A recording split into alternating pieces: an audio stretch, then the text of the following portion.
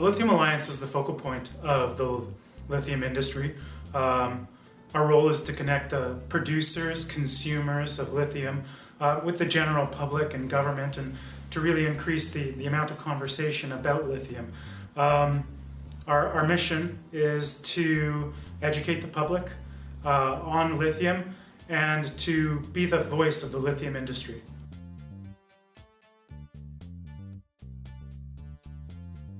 There are currently 3 ways to get lithium. Lithium can be produced from continental brines. There are some more that I can deal with, but the main sources right now are continental brines, which are basically big pools of salt water.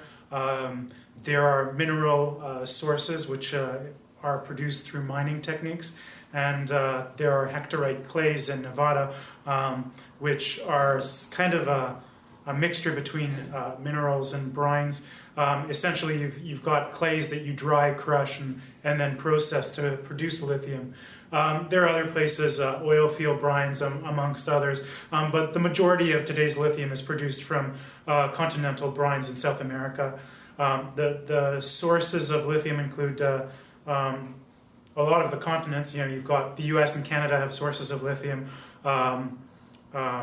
There's lithium in South America, in Chile, Bolivia, Argentina, Brazil.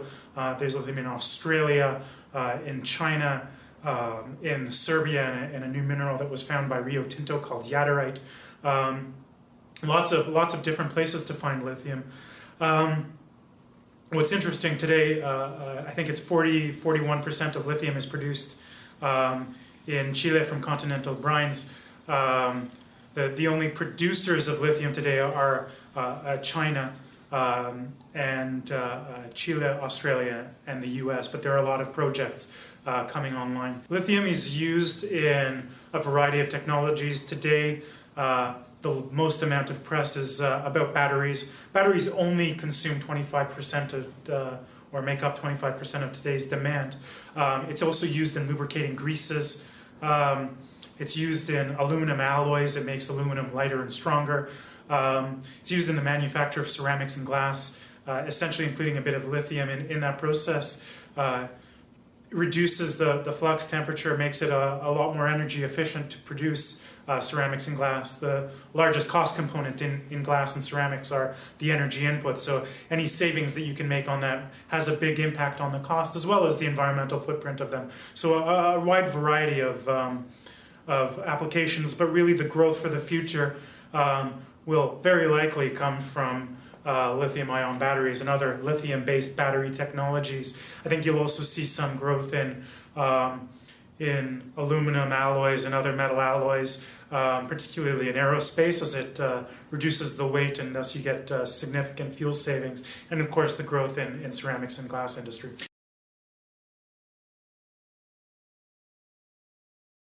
So there are a number of competing battery technologies, and all of them have their place. When you talk about, we're talking about lithium-ion batteries, we're talking about secondary batteries or rechargeable batteries as they're more commonly known. Lithium batteries are also primary batteries. A lot of batteries that are produced that are not rechargeable are lithium as well, but really what we're talking about are rechargeable batteries.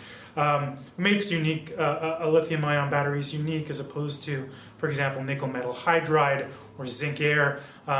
Lithium-ion and lithium-ion polymer, and there are a bunch of lithium-based technologies that go beyond just lithium-ion. What makes them unique is lithium is such a small metal. It's the least dense metal on the periodic table. If you remember your periodic table, you've got hydrogen, helium, and then lithium. So it's really lightweight. And so what you're able to do is create batteries that are more charge dense and power dense. They have in the technical terms, they have more charge density, more power density, which means that they can be lighter. And when you're talking about applications like the battery for this camera in front of me, you're talking about the batteries in your car, getting a lightweight battery is really critical to the feasibility of that technology. That's why there's so much press about lithium-ion batteries and lithium technology batteries in general. There's no trouble with lithium. There's lots of it. Lithium is not rare. There are lithium in seawater and in all over in continental crusts. When you talk about lithium production, you can't produce it from them because they're they're very difficult to extract. You want really inexpensive sources. The resources in Chile, the US, China, Australia, Europe, Canada are really sufficient to take care of our lithium requirements for a very long time. When you then factor in recycling, I showed today at the TREM conference, I showed a slide that shows the effect of recycling as the batteries technology and battery take up on lithium starts to ramp up. A few years later, you also get the ramp up following it of the availability of recyclable material. So you've got these two you've got the batteries increasing on the graph, you've got recyclable material increasing, and so your net requirement for virgin or primary source raw material starts to drop off because of recycling. What's interesting with regards to lithium, as opposed to, we talk about oil being a very strategic and important commodity, is if we ran out of oil, the next day cars would stop. If we ran out of lithium, which is not something that's bound to happen, the cars will continue to run for a really long time. You've got a lead time to develop other technologies. But with recycling, I doubt that will be necessary for a very, very long time.